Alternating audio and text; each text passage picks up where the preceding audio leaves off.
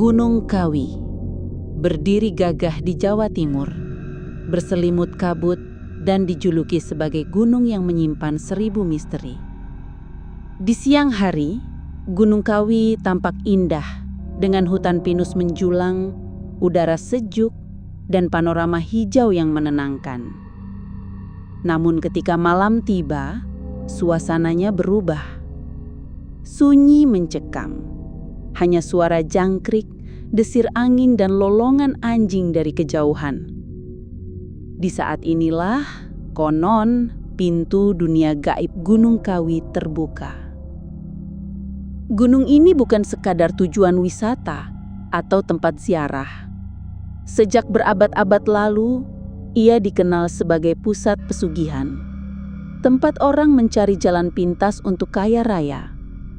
Namun kekayaan itu bukan hadiah, melainkan hasil perjanjian dengan tumbal nyawa manusia sebagai harga yang harus dibayar.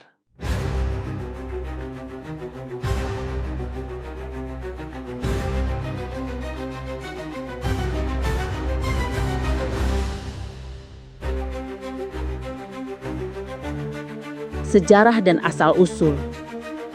Konon, sejak era Majapahit, Gunung Kawi sudah dianggap keramat.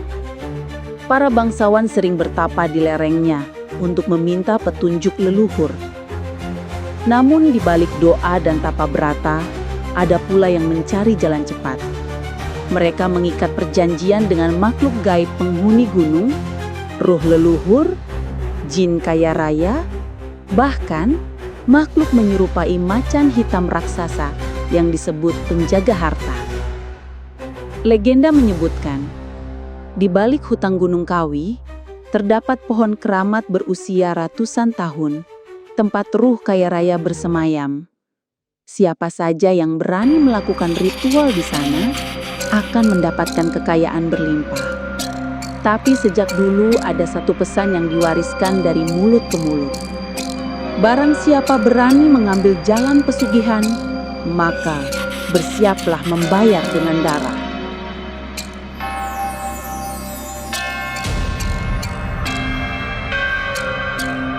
Awal kisah Sastro. Hiduplah seorang lelaki desa bernama Sastro. Ia miskin, hutangnya menumpuk, dan sawahnya gagal panen berkali-kali. Kehidupan keluarganya menderita.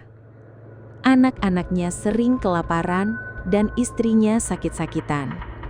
Dalam keputusasaan, Sastro mendengar bisikan dari seorang tetua kampung, "Jika ingin kaya, pergilah ke Gunung Kawi. Lakukan ritual pesugihan di pohon keramat. Hidupmu akan berubah." Malam itu, dengan hati bergetar, Sastro berangkat. Ia membawa kemenyan, bunga 7 rupa, seekor ayam hitam, serta selembar kain kafan. Langkahnya berat menembus hutan yang semakin pekat oleh kabut.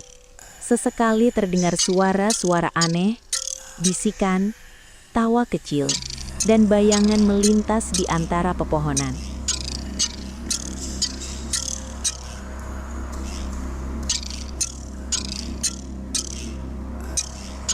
Ritual gelap.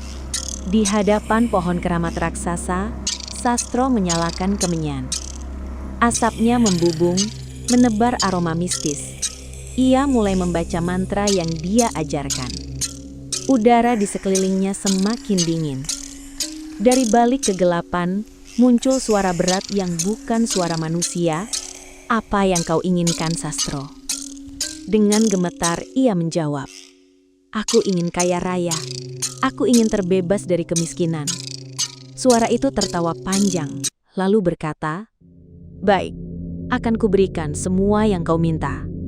Tapi ingat, setiap 3 tahun sekali, kau harus menyerahkan tumbal manusia. Bisa keluargamu, atau siapa saja yang kau pilih." Sastro terdiam. Hatinya berperang. Namun bayangan anak-anaknya yang kelaparan membuatnya menunduk. Ia menyetujui perjanjian itu. Saat ia mengucapkan janji, pohon keramat bergetar dan seekor ayam hitam yang ia bawa mati seketika, seolah menjadi tanda persetujuan dari dunia gaib.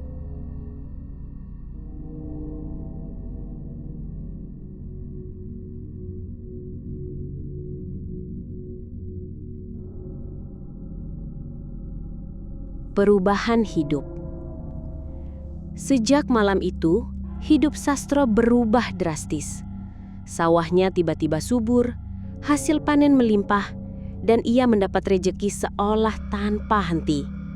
Dalam hitungan bulan, Sastro menjadi orang kaya di desanya. Rumahnya berdiri megah, usahanya berkembang, dan semua orang iri padanya. Namun, kebahagiaan itu hanya sementara. 3 tahun setelah ritual, tragedi menimpa. Anak sulung Sastro tenggelam di sungai tanpa sebab. Semua orang menyebut itu kecelakaan. Tapi Sastro tahu, itu adalah tumbal pertama.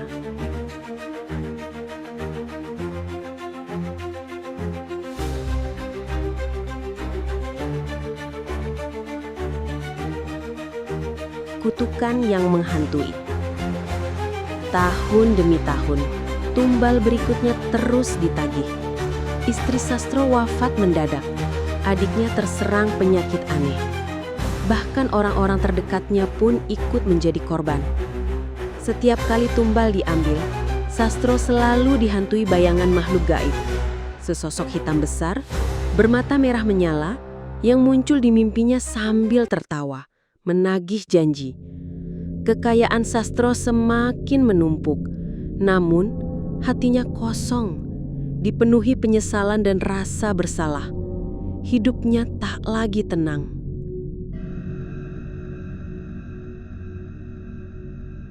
Puncak kengerian. Suatu malam, ketika ia mencoba membatalkan perjanjian, Sastro kembali mendaki Gunung Kawi.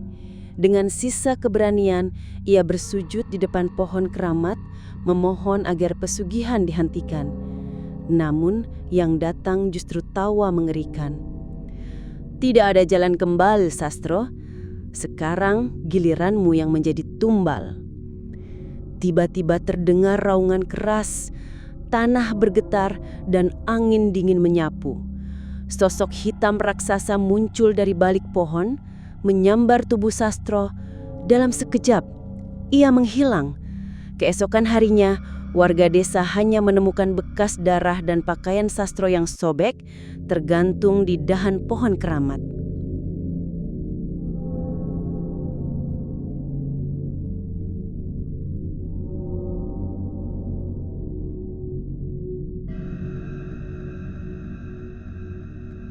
Sejak hari itu, nama Sastro menjadi legenda. Orang-orang berbisik tentang dirinya yang hilang di telan Gunung Kawi. Sebagian percaya ia benar-benar kaya karena pesugihan. Sebagian lain yakin ia menjadi korban kutukan. Hingga kini, masih banyak orang nekat datang ke Gunung Kawi untuk mencari jalan pintas menuju kekayaan. Mereka lupa bahwa setiap perjanjian dengan makhluk gaib selalu meminta bayaran. Gunung Kawi tetap berdiri, megah sekaligus menyeramkan. Ia menyimpan pesan kelam yang tak lekang oleh waktu. Kekayaan bisa dibeli dengan apa saja, bahkan dengan nyawa orang yang kau cintai.